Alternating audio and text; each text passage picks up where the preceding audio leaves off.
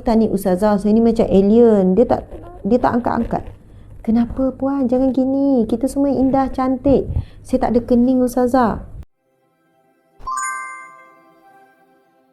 So, sekarang kita akan pergi kepada persoalan hukum melukis kening tanpa mencukur. Baik, kita nak pergi pada soal jawab ni.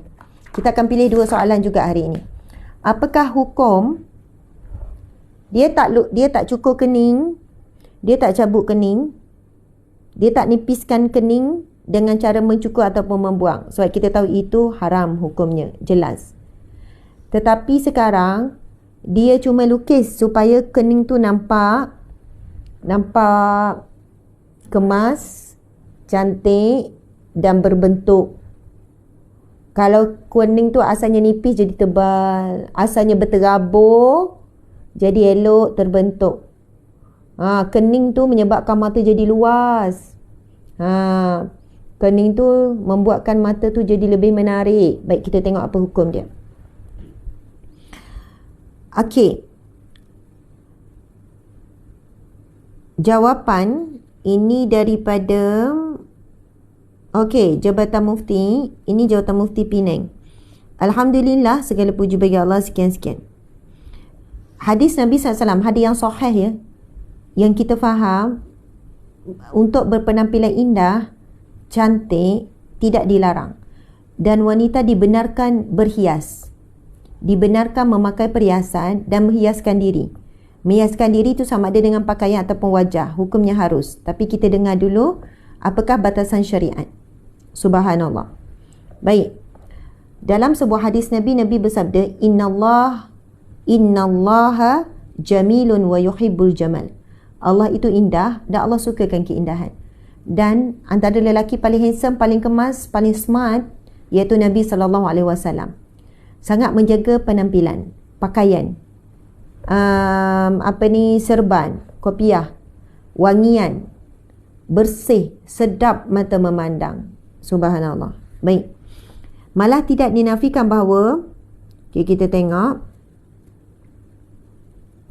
kalau boleh awak terus tanda mana poin Okey, antara yang dianggap boleh mencantikkan wajah dan rupa paras ialah dengan membentuk bulu kening atau alis mata dengan mencabut dan mencukur sebahagiannya atau kesemuanya sekali. Kemudian bulu kening akan dibentuk semula dengan alat solekan seperti celak dan pensel alis hingga kelihatan lebih cantik dan menarik. Amalan itu bukanlah perkara baru dalam dunia persolekan wanita, tetapi sudah diamalkan di zaman jahiliyah sebelum kedatangan Islam. Pada zaman Nabi dan sebelum lahir Nabi sudah ada. Dalam hal ini syariat telah menetapkan hukum bahawa mencukur kening adalah haram. Cukur kening hukumnya haram. Manakala hukum mengubah sesuatu ciptaan Allah pula diperhalusi daripada perbahasan berikut. Okey. Hadis riwayat daripada Abdullah bin Mas'ud radhiyallahu anhu.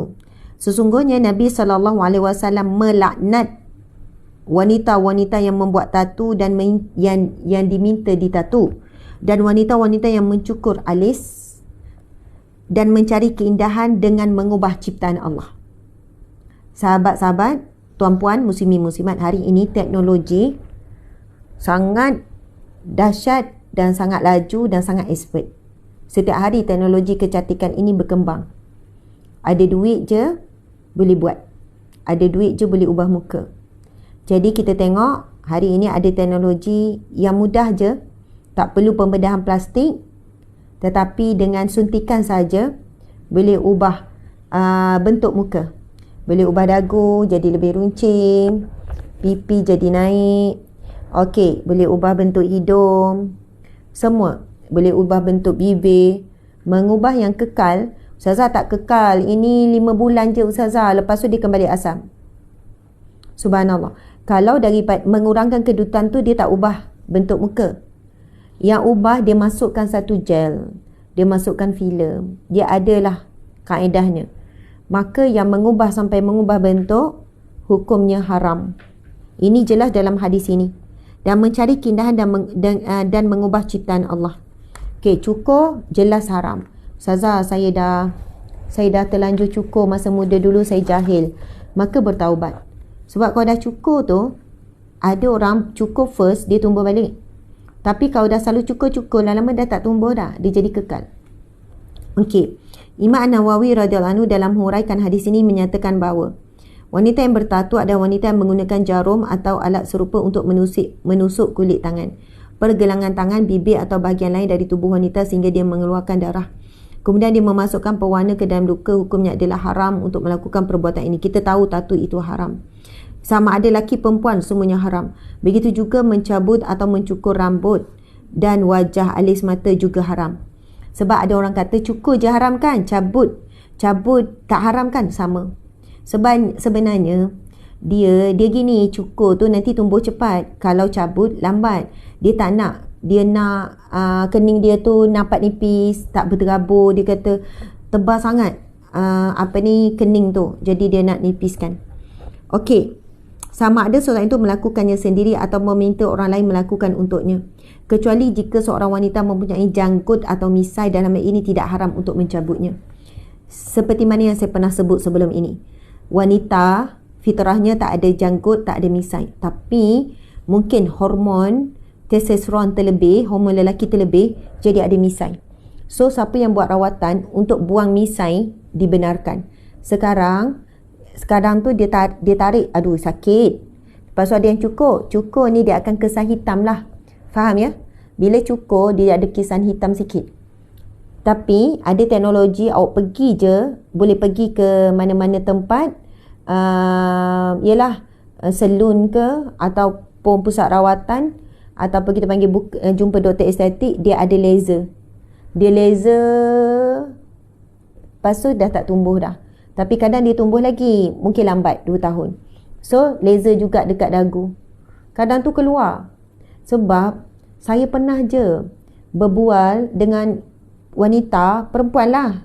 Wanita perempuan samalah. Masa orang Islam kita, memang ketara sangat nampak dia punya misai.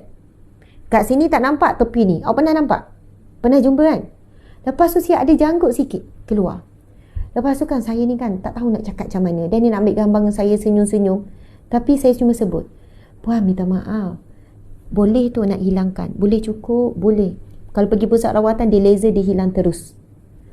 Lepas tu dia kata, ustazah okey, saya sebenarnya tak tahu, saya kan tak boleh. Boleh sebab ia bukan fitrah wanita.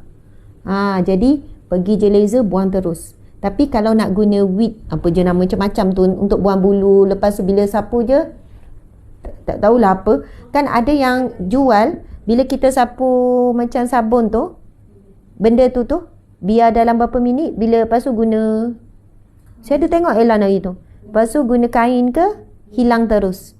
Macam tu. Awak ada misai? Tak ada kan? Ya, boleh. Jadi tak ragu-ragu, itu dibenarkan. Berkata Syekh Dr. Saleh bin Muhammad Al-Fauzan, diikat dengan perkataan dilkhus dalam hadis di atas, menunjukkan bahawa larangan itu bersifat khusus dengan apa yang jika dilakukan untuk mendapat kecantikan tambahan.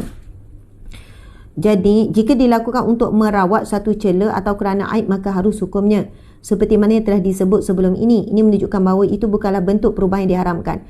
Maka sabda baginda sekian-sekian. Ini bermakna membuat tatu, mencabut bulu-bulu yang terdapat di muka termasuk kening, menjarangkan gigi merupakan satu perbuatan yang dilarang kerana ia adalah mengubah ciptaan Allah. Oleh itu segala bentuk mengubah ciptaan Allah adalah haram.